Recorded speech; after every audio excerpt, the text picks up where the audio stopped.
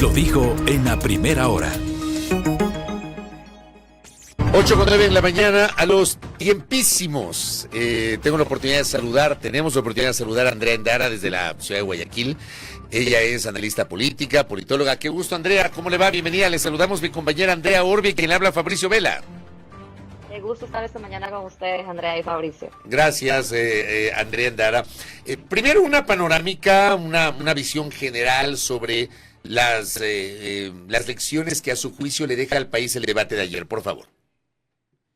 Bueno, creo que lo principal es que en este debate nos sorprendimos bastante, nos sorprendimos con el nivel de las candidatas. Hubieron algunas sorpresas que quizás pensamos que eran desconocidas y no sabíamos lo capaces que eran, pero sobre todo el respeto y la honestidad con la que se trataban las candidatas al momento de interpelar, algo que no hemos visto en los debates presidenciales tradicionales. Entonces esto demuestra la importancia también de las mujeres en la política y lo que podemos aportar a este sector. ¿Cómo le pareció también el papel de la moderación y de manera general? ¿Cree usted que se contestaron preguntas de la ciudadanía en este debate? ¿Realmente cumplió esa función el debate, más allá, digamos, de mirar cómo ellas cómo hicieron sus declaraciones, mirarlas un poco, conocerlas más de cerca? Sin embargo, ¿cree que realmente este debate cumplió con ese objetivo de poder conocer qué harían ellas de llegar a Carondelet? En parte, porque si bien es cierto, el debate, tenemos dos cosas: la parte logística del debate, que empezó tarde, entonces eso afectó también a que quizás las personas del último bloque no las hayan escuchado todo el mundo o todos quienes se conectaron al debate, porque ya era súper tarde. En cuanto a la moderación, quienes estuvieron a cargo hicieron un excelente trabajo, no solo en hacer las preguntas, sino en tratar de mantener el orden y recordarle las reglas del juego a las candidatas, que fueron muy pocas las que se salieron pues de estas reglas. Entonces sí ayudó a conocer quiénes son estas personas, quiénes de acuerdo a lo que han trabajado con sus binomios, en qué actividades trabajarían y sobre todo cuál es el plan de gobierno que tienen, porque muchas de ellas expresaron pues ya propuestas con las que van a trabajar junto a sus binomios. Entonces esto es importante para en un espacio o en una campaña tan polarizada y tan caotizada, tener estos espacios donde podamos conocer más de cerca cuáles son estas propuestas. Justamente sobre el rol de quien ostente en el futuro la segunda magistratura del país. La primera pregunta era esa, el establecer qué funciones ocuparía, si conoce las funciones, lo que dice el artículo 146 de la Constitución, y las funciones o atribuciones que tendría quien ostente la segunda magistratura. ¿Quedó claro eso? Porque le doy mi opinión personal. A mí me parece que en algunos espacios las candidatas no contestaron con contundencia este tema, que al final del día queda abierto porque la Constitución no establece funciones específicas de la vicepresidencia, Andrea. Claro, aquí sí tuvimos, por un lado, una cosa es lo que yo puedo conversar con mi binomio y decir, sí, me voy a encargar de A, B, C. Otra cosa es que realmente de llegar a la presidencia y a la vicepresidencia en efecto se encarguen de estas actividades. Me pareció interesante, por ejemplo, la candidata Rosero, que llegó pues con un acta firmada de cuáles van a ser las actividades en las que se va a encargar, porque eso de cierta manera da legitimidad a los acuerdos llegados con los que llegó a su binomio. Otras candidatas, por ejemplo, hablaron de la institucionalidad primero de este rol y cómo podrían trabajarlo. Entonces, por ahí quizás tuvimos algunas que tenían claro qué iban a hacer, otras más bien presentaron sus planes, pero no establecieron cuáles van a ser las actividades en concreto que van a realizar. Y le voy a añadir otra cosa que a mí también me quedó, digamos, me quedaron debiendo las candidatas y el candidato, porque fueron 13 mujeres y un hombre, es la relación, digamos, política, no sé si de amistad, no sé, de cercanía, que puedan tener con el candidato presidencial o la candidata presidencial. A ver, Diego Borja, uno sabe la trayectoria política de Borja, que en su momento fue incluso funcionario del gobierno de Rafael Correa, luego se distanció financiaron y ahora mismo ha vuelto obviamente a ser parte de este grupo de Revolución Ciudadana, pero no necesariamente en el resto. Bueno, Dayana Paz obviamente es mujer de la casa del Partido Social Cristiano, igual que Henry Kronfle, pero digamos, y queda flotando esto en el ambiente por lo que estamos viviendo hoy. Las desavenencias entre el presidente Noboa y la vicepresidenta Abad, pero creo que esto también faltó, Andrea. ¿Cómo le ve usted? Correcto, es más, por eso es que yo resaltaba la importancia o lo potente más bien de esta agenda que nos presentaron desde el binomio de Tillería, porque ya digamos que hay algo notarizado prácticamente, donde dicen que se va a realizar, mientras que otras sí hablaban del trabajo en equipo, nombraban muchas veces a su binomio, y candidatas como Cristina Reyes, por ejemplo, ni siquiera nombraron a su binomio. Entonces, eso sí nos deja la duda de qué tanto van a trabajar en conjunto, o una de las grandes preguntas que me hice yo y que vi en redes a lo largo del debate es, quizás cuántas de estas candidatas tenían que haber sido la carta presidencial y no la vicepresidencial. Pero esto se demuestra tal vez, Andrea, porque hay estas, digamos, estas estructuras electorales que podrían parecer un poco hasta improvisadas, si así se quiere, es decir, llegan muchos binomios sin haberse conocido previamente, lo decía ya, lo repasaba Fabricio, sin haber estado dentro, sin haber militado con los partidos que ahora mismo están auspiciando su candidatura. Sí, esto pasa no solo con la candidata o el candidato a vicepresidente, sino pues el candidato a presidente y muchos de los asambleístas, porque esto lo hemos hablado en algunas ocasiones, y es que el sistema de partidos ecuatoriano está en crisis y tenemos partidos de alquiler, entonces en ese sentido no tienes lo que manda el Código de la Democracia, que son estos procesos de construcción de cuadros, estos procesos reales de primarias que hacen que estén fortalecidos los binomios electorales, que no es el caso actual del Ecuador. Respecto de no sé si en ese mismo tema, porque justo iba a cambiar, pero Andrea, respecto de la participación mayoritaria de mujeres en este cargo, en la candidatura a las vicepresidencias, exceptuando a Galo Moncayo y Diego Borja, ¿cómo pudo ver esa participación? ¿Realmente se demuestra que hay, digamos, un tema de equidad, si así se quiera, o falta un poco más allá? Porque mirar ayer a 13 candidatas a la vicepresidencia, 2 en realidad por la ausencia de María José Pinto, también da cuenta, digamos, de que hay líderes mujeres, ¿verdad? ¿Cómo vio usted? Hay mucha crítica también de ese lado, Andrea, ¿cómo lo vio? Pero eso es uno de las cosas buenas o de los puntos buenos que nos trae este debate, conocer a estas mujeres líderes, el potencial que tienen, que quizás no habían sido visibilizadas por sus partidos o no habían tenido la oportunidad en otros espacios públicos, y enseñarle a la ciudadanía que las mujeres también podemos hacer política, que las mujeres podemos dignificar la política, y quizás si el Código de la Democracia no estableciera esta paridad entre los binomios, el número de mujeres que estuvieran en ese debate fuera muchísimo menor.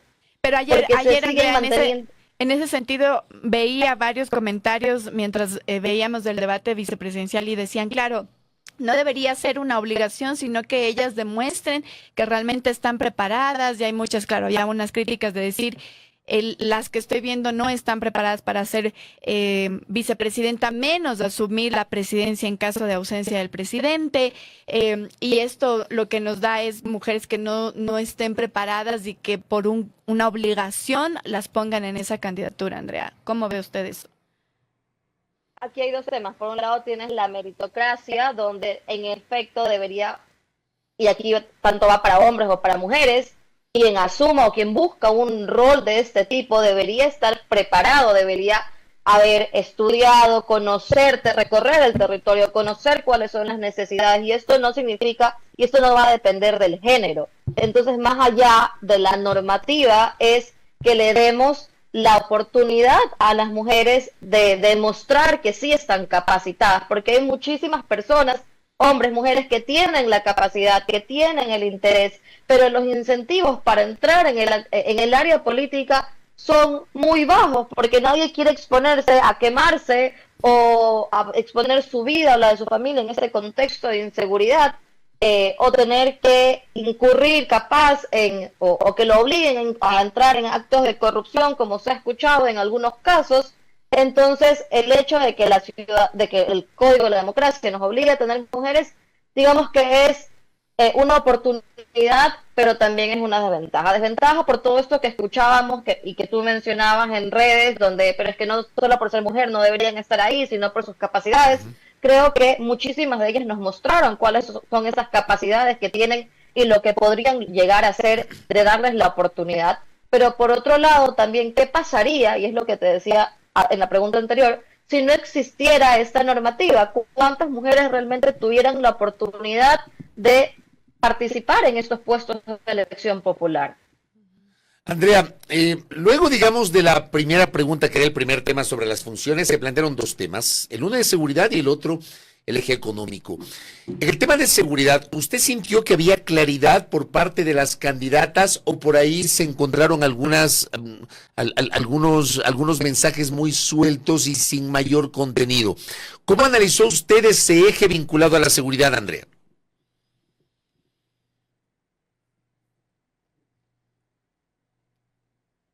Creo que las candidatas, y esto fue más una estrategia por parte de sus asesores en la mayoría, de apelar a lo que está buscando la ciudadanía en este momento, que es esta mano dura, esta forma de luchar contra la delincuencia y salir del contexto tan penoso en el que vivimos actualmente. Entonces, la mayoría de los candidatos, incluido el candidato Borja, hablaban de esta mano dura, hablaban de fortalecer a la fuerza pública. Muy pocos candidatos hablaron de la reestructuración social, de la reestructuración, perdón, del tejido social, de la inversión en la sociedad, que es a la larga lo único que podría sacar a la ciudadanía pues de este espacio tan penoso en el que vivimos. Entonces, sí quedaron flojos porque nos quedamos en ejes discursivos de mano dura, de fortalecer, pero ¿cómo? Y es más, una de las interpelaciones, ahorita se me escapa el nombre de cuál, mencionó, bueno, ya, pero ¿y cómo vas a hacer? ¿Cuál es la estrategia específica que vas a realizar? Y la candidata pues no se fue por la tangente y no supo pudo responder. Entonces, sí, muchas veces nos quedamos a nivel, nos quedamos como en la parte discursiva, pero no en acciones tangibles o en el plan de acción, que en ese caso entonces también estaríamos hablando de un futuro plan Fénix con otro nombre, pero no sabemos realmente qué va a pasar. Es probable porque tal vez, y digo, políticamente hablando, es más vendible el hablar de mano dura en el contexto que estamos viviendo que hablar de la recuperación del tejido social, ¿no, Andrea? Correcto, porque pensamos muchas veces en que si tenemos mano dura, esa gente ya va a desaparecer, cuando no es así, pero esto es una conversación pues para otro día con muchísimo más tiempo de por qué solo la mano dura no nos va a ayudar a salir de la crisis de inseguridad en la que vivimos. Volviendo al tema, digamos, de género, Andrea, aquí Carlos Rubio Mera nos dice, alguien que es de nuestra audiencia, dice, todas las mujeres candidatas a vicepresidente dicen que van a trabajar por la mujer, pero solamente 2 partidos tienen candidata a la presidencia. ¿Hay o no hay coherencia? Le pregunto a usted, Andrea.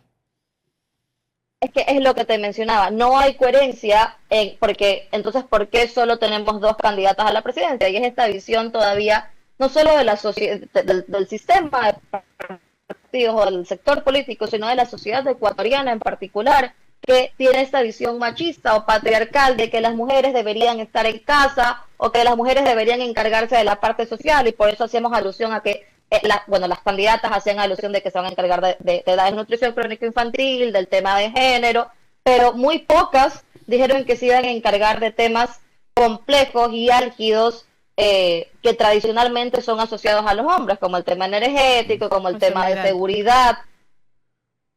O el tema económico, y ese es el otro eje que también se abordó. ¿Le satisfizo a usted las respuestas en el eje económico de las candidatas? Bueno, el candidato sabemos que es un economista y que maneja los temas económicos, pero ¿usted cree que fue satisfactoria la respuesta que generaron en este eje?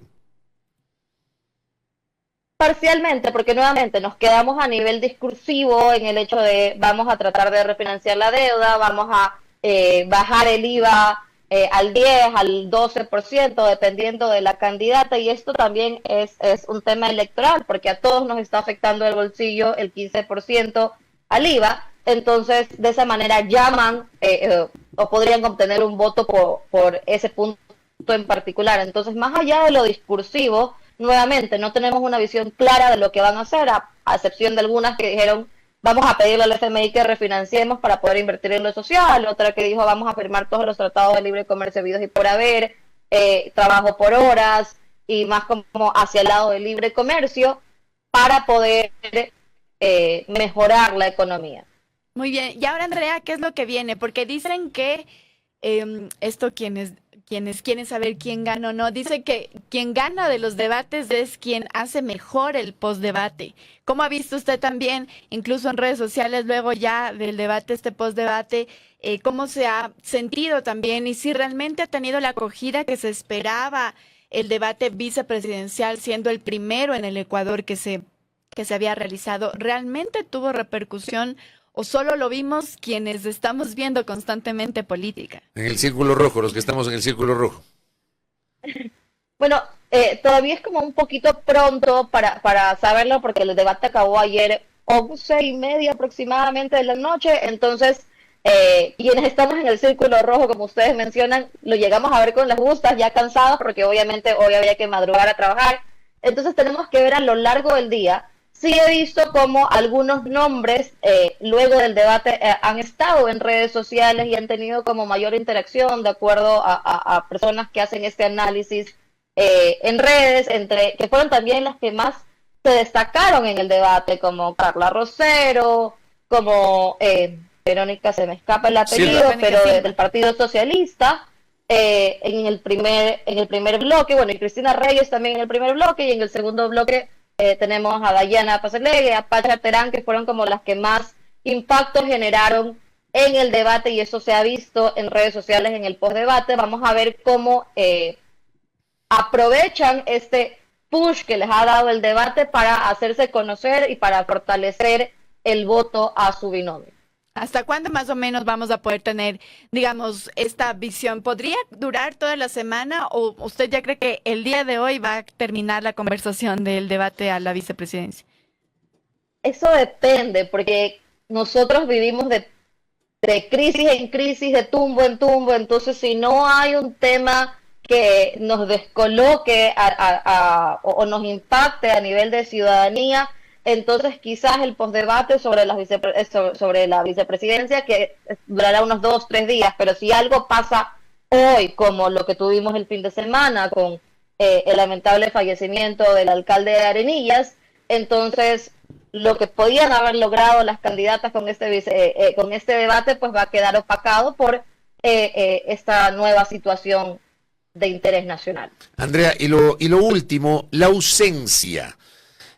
Sobre todo María José Pinto. Hubo dos audiencias, Galo Moncayo de Sociedad Patriótica, María José Pinto de ADN, pero por supuesto me parece que la ausencia de Galo Moncayo pasó completamente desapercibida. La de María José Pinto no. Tanto así que Carla Larrea, al final, pero al inicio Cristina Reyes y Blanca Sacancela se refirieron a la ausencia de María José Pinto. Y María José Pinto, ausente, igualmente fue tendencia en redes por esa ausencia y por la conversación que generó. ¿Qué lectura tiene usted de la ausencia de María José Pinto? Creo que, por un lado, podría haber sido una estrategia por parte del partido, dado que este binomio está en el ojo del huracán debido a múltiples factores, entre que la licencia, si le van a hacer lo mismo a María José Pinto que a Verónica Abad, que cuáles van a ser sus funciones, que tenemos un presidente candidato, entonces prefirieron alejarla de las acusaciones a las que se podía haber visto enfrentada en el debate, y a la vez, también, a pesar de no estar, como tú mencionabas, fue tendencia dentro de redes sociales, porque algunos de los candidatos la nombraron, entonces aunque estaban en contra, igual de cierta manera hicieron campaña por ella y la mantienen presente dentro del debate ciudadano. Entonces penoso que no haya ido, porque sí nos hubiera gustado escucharla, sobre todo si estamos hablando de binomio que va a la reelección, en que ella ha tenido un rol interesante como desde la Secretaría de la Nutrición Crónica Infantil. Entonces nos hubiera gustado escuchar qué va a hacer o de qué se va a encargar, pero también creo que la estrategia del binomio era eso, o sea, evitar, protegerla para que no le caigan acusaciones que no son de ella, pero sí de su compañero de fórmula. Correcto, Andrés Dara. Gracias por el tiempo y por este análisis sobre lo que nos dejó el debate de la vicepresidencia de la República el día de ayer. Un abrazo a la distancia, muy gentil. Un abrazo, André. Igualmente, que pasen bien. Gracias, Andrea Endara, analista política, leyendo un poquito lo que nos dejó el debate efectuado anoche, organizado por la Universidad Bolivariana del Ecuador. Primera plana. Todas las noticias, todas las voces.